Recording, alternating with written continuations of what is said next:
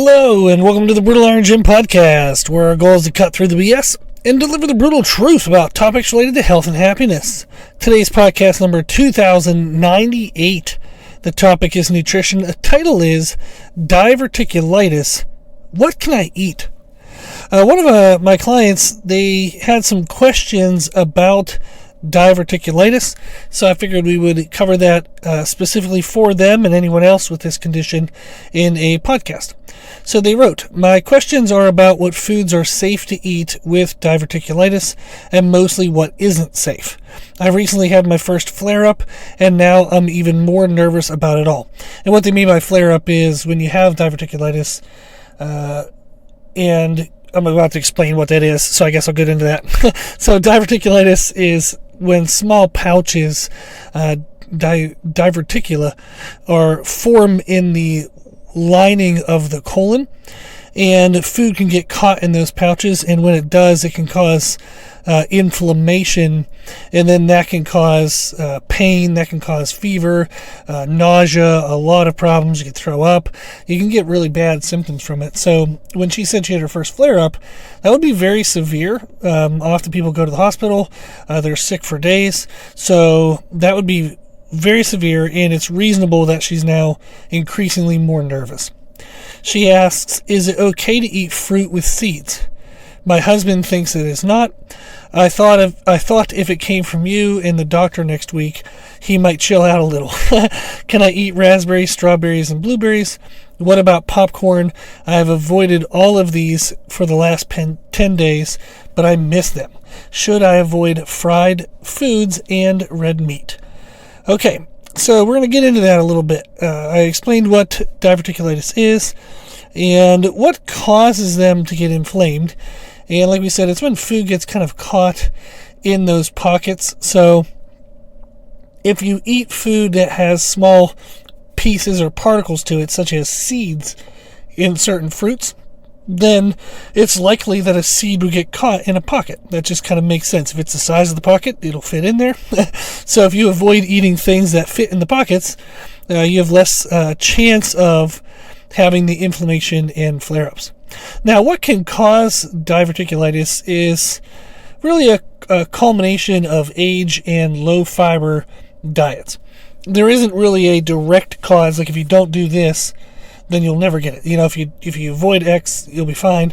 It's just over the years of eating food, and if you have low-fiber diets, which means that the food passes slowly through the colon, and there are foods that we're going to talk about today that are ones you would want to lessen or avoid.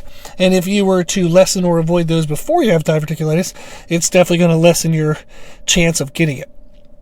So typically people with diverticulitis, you didn't necessarily do anything wrong. You just would have eaten for a while. Typically people don't get diverticulitis until they're in their 50s, 60s, or older. And or you just ate a diet that had really high percentages of foods that we would now want to be avoiding, but you didn't know that, so you weren't avoiding them, so it happened. Now, the question of what foods should be avoided, there's a short list, and I'm going to go through the details. The short list is avoid what would be called sharp foods, and that would be foods that would scrape, scratch, and cut the lining, things with seeds or things with hard shells, such as popcorn. You want to avoid things that when you eat them, they wouldn't break down into mush. They would have hard particles to them. You also want to avoid spicy foods. That tends to cause flare-ups in the pockets because the pockets are associated with a thin lining or a damage of the lining. So spicy foods can be related to flare-ups, so that would be something to avoid. And then what's called high FODMAP foods. FODMAP stands for fermentable oligo, di, and monosaccharides and polyols. So it's a type of basically these foods ferment in the gut. So they cause gas, bloating, irritation, diarrhea, and that can cause the inflammation in the lining, which then causes flare-ups. So you want to avoid foods that are high in in this classification called FODMAP, which is FODMAP. So you want to search that and learn more about that for sure if you have diverticulitis. This is something that you now need to know. This is a definite must in regards to nutrition knowledge. You want to familiarize yourself with foods that are high in FODMAP value, so highly fermentable foods, and then try to consume mostly foods that are low in those fermentable saccharides. So I'm going to go through a list, but I would not try to remember this. I wouldn't try to write it all down. Literally, just after the podcast, go Google a FODMAP list, print it out, and then try to eat the foods that are on the lower end of the FODMAP. So some categories of foods. We have fruits, vegetables, legumes, sweeteners, dairy foods, beverages, and then we're going to talk about, just in general, avoiding foods that are slowly digestible, which are really high in fats, and we'll even talk about what supplements can help. So the FODMAP foods, if we're looking at fruits, there are fruits that are high in FODMAP value. There are fruits that are low in FODMAP value. So the high is a long list, so I'm just going to kind of name through them, but apples, apricots, blackberries, blueberries, raspberries, cherries, figs, grapes, mangoes, nectarines, peaches, pears, plums, and watermelon. So those are all ones you want to avoid. If you're going to eat them, like she asked about raspberries, you want to keep it to a very small volume. And if you're worried at all, if you're nervous at all, just don't eat them. There's plenty of other fruit. So the low FODMAP fruits that you would want to focus on are unripe bananas, clementines, kiwi, limes, mandarins, oranges, papaya, passion fruit, pineapple, rhubarb, and starfruit. There's a couple weird ones in there. But those are the ones that you could eat and have less of a risk. So those would be the ones, if you're going to go and eat fruit, you would want to focus on low FODMAP fruits. Same thing with vegetable. There's high FODMAP vegetables: asparagus, beets, Brussels sprouts, butternut squash, cauliflower, fennel, artichokes, leeks, mushrooms, and snow peas. There are more. I just limited to ones that were recognizable for the population that I mostly work with. There are definitely going to be other ones in there that people might recognize from different areas of the world. So I work with clients in 7 countries right now. So there is exposure beyond, I guess, like, since I'm in America, it would be typically reasonable to assume I'm talking to Americans. Actually, a third of our podcast listeners are from outside of America. I work with people across 7 countries, so there's actually going to be a large variety of fruits and vegetables and other types of foods through different cultures, but I did want to stay with the fruits and vegetables and foods that would be most recognizable. So this is why I do suggest you go Google it, find the FODMAP list, and then print it out and learn it. So low FODMAP vegetables: arugula, bean sprouts, bok choy, cabbage, carrots, collard greens, cucumber, radish, eggplant, green bell peppers, kale, lettuce, okra, tomatoes if they're cooked or canned, spinach, and yams. So those are going to be the ones that you would want to focus on if you're going to have vegetables. What I want to do, kind of a pause here before I keep going, is what I would like you to do is to recognize that there are foods you can eat. Diverticulitis isn't like a death sentence to eat, like, cardboard and crappy food that you don't like. There's going to be a ton of food that you can have, so just focus on the low FODMAP foods and make a diet out of that. There's plenty enough in there to have variety and to have enjoyable meals. Then we want to look at legumes, and the high FODMAP ones, the one we want to avoid, would be almonds, baked beans, black-eyed peas, butter beans, cashews, chickpeas, fava beans, kidney beans, lentils, pinto beans, pistachios, soybeans, and split peas. Now, the bummer on that is legumes, there's not really a high list on a large list on the low FODMAP. It's tofu and eggs. So tofu and eggs are okay.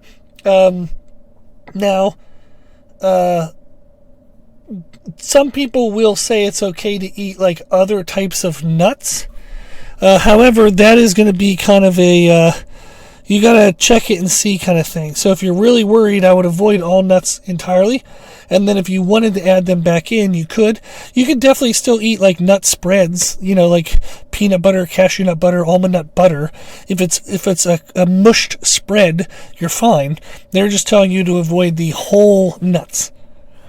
Then if we're looking at sweeteners, this is where some people do get in trouble because it messes up gut biome, can cause a lot of gas and bloating, and they might not recognize it. So for example, sugar-free mints and chewing gums, if they have sorbitol, mannitol, xylitol, or isomalt, they're going to be higher likelihood of causing gas and bloating. So even if something's sugar-free, because you do want to lessen sugar when you have diverticulitis issues, it's going to help you with weight management and some other positive things. But just because something's sugar-free doesn't mean that's okay. So you have to watch out for those artificial sweeteners of sorbitol, mannitol, xylitol, and isomalt. Now, other sweeteners, such as agave nectar, high fructose corn syrup, they're going to be a problem. They're pretty high FODMAP, as well as honey and molasses. Now, sweeteners that are okay, they're low FODMAP, are glucose, which is just typical like sugar. This is why some of my clients, if they do sugar-dependent if they do kind of like weight training burst of activities, which sugar can help in regards to providing energy for, we do glucose type sugars as a way to add some carbohydrate, quick and easy digestible carbohydrates. So that's why I'll throw that in there, and they might be surprised. But glucose is okay, maple syrup is okay, sucrose and just straight sugar. And then certain artificial sweeteners like aspartame, saccharin, and stevia are on the lower end of the FODMAP scale. So they likely could be okay. They would be a place to start. There you go. Now, if we look at dairy foods, the high FODMAP ones are buttermilk, milk, ricotta cheese, custard, kefir, and yogurt. I know some of my clients I work with, we have used yogurt in the past, and that has been actually okay for a lot of them. However, it does classify as high FODMAP, so I would take that out at first. Make sure you get rid of your flare-ups, make sure everything's calm, and then if you want to try to add in some of the more medium or high FODMAP foods, you likely can do so in small doses and lesser frequencies.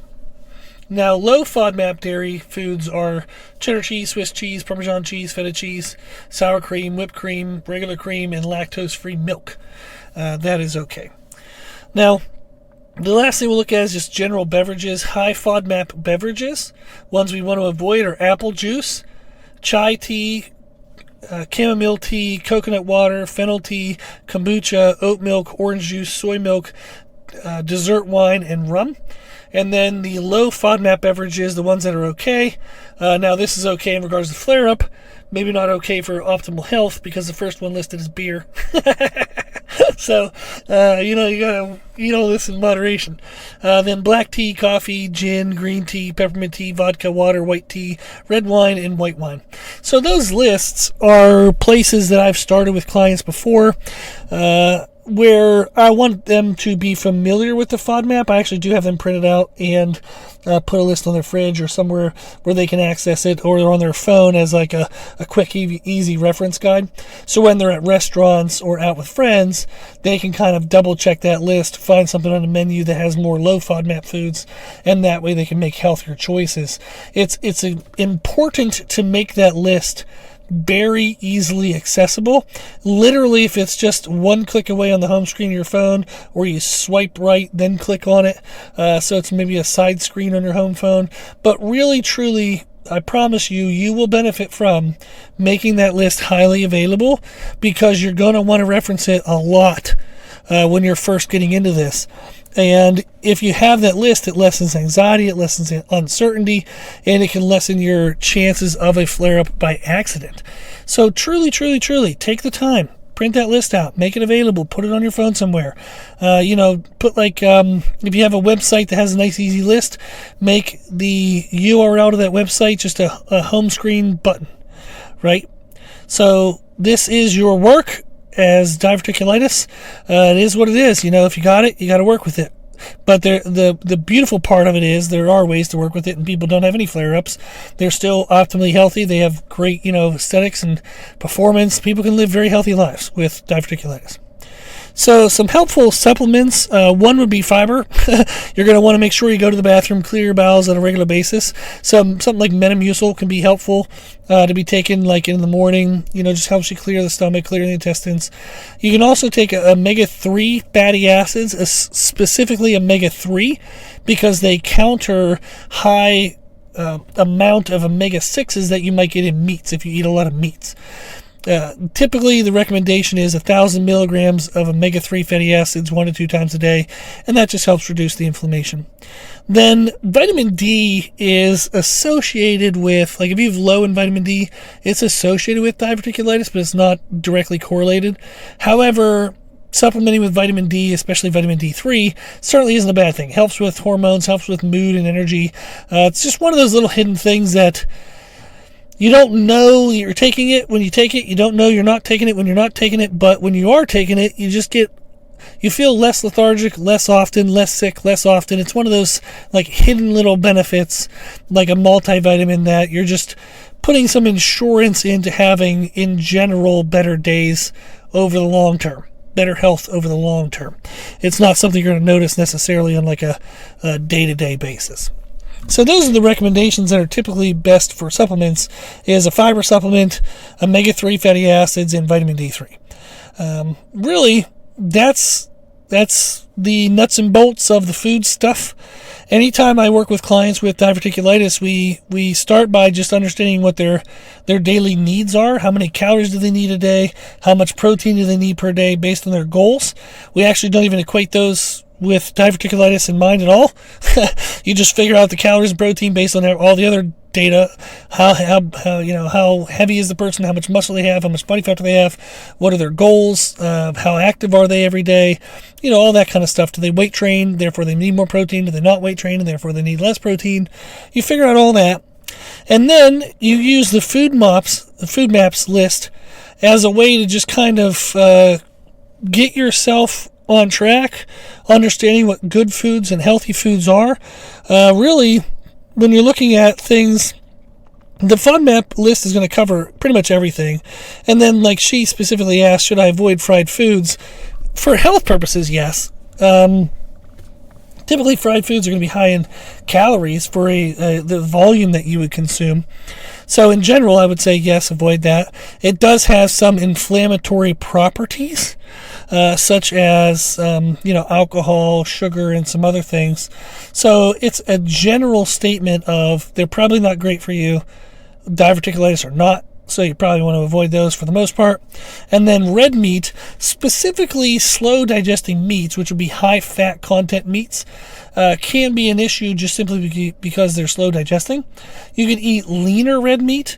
You can make sure you take a fiber supplement or like something like Zypan, which helps break down high fat content meals.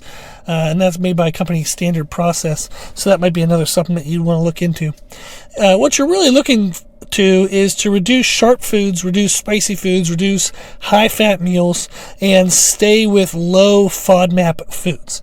That is the general approach that we would follow when putting together like a meal plan for somebody with diverticulitis.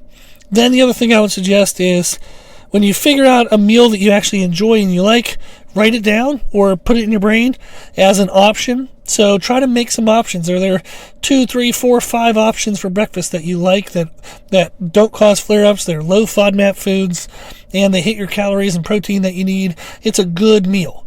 Make as many of those as you can. So make 2 or 3 options for breakfast, 2 or 3 options for lunch, 2 or 3 options for dinner, 2 or 3 options for snacks. Learn how to pick at restaurants. Like I said, look at that low FODMAP list when you're at a restaurant and you're looking at a menu. Compare the menu items to the FODMAP list. And that'll really help make it a lot easier, a lot less unknown, and lower your anxiety and stress and worry and concern. So those are some hopefully helpful answers. And then I would really suggest doing that Google search, get the FODMAP list. And then if anybody has any questions beyond that, I'm always happy to help. You can send me a message through our website, www.brittleiron.gym.com. There's a contact us page. Just send me a message there anytime you want anything, every time you need anything. Awesome. Well, if you like the podcast, please share the podcast. The more people that know about the podcast, the more people can be helped by the podcast. Sharing it on social media does reach the most amount of people, but even if you just share it in a conversation with a friend, that is great as well. Just the more people that know it's available and here to help them, that they can actually request topics and get questions answered for free, that's what I really want, is just letting people know that help is here if they need it. And then if you like the podcast, please consider donating to support the podcast, which you can do on our website. And then if you like the information we share in the podcast, you can find more from us on our social media channels. I do post new and different stuff every single day on Instagram and YouTube under the name Brutal Iron Jim. As always, I hope this was helpful, and thank you for listening.